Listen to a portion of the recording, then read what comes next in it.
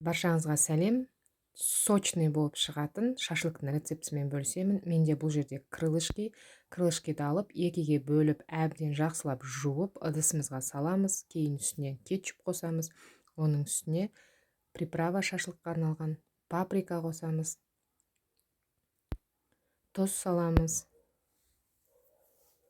Соевый соус қосамыз.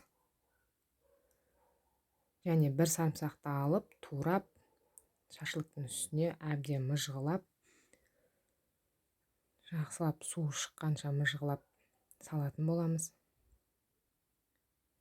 Бір тілше чеснок салып жібересіздер.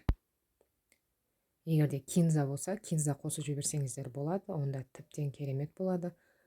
Осылай бәрі жақсылап қолмен мұжғылап саламыз.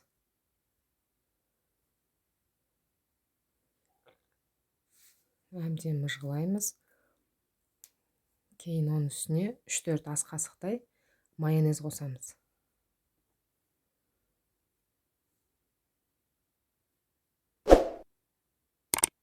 Майонезді саламыз. Барлығын жақсылап, әдемілеп, астынан үстіне қарай араластырамыз. Қолдың көмегімен жақсылап араластырып аламыз.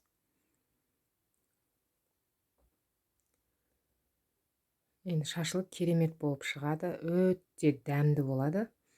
Міндетті түрде жасап көріңіздер. Кейін оның үстіне сұйық майды саламыз.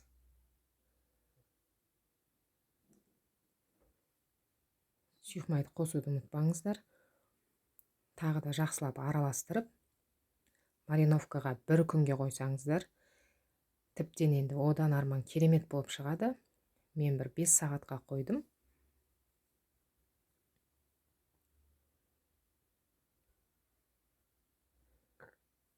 Бізде міне шашлығымыз маринадталды.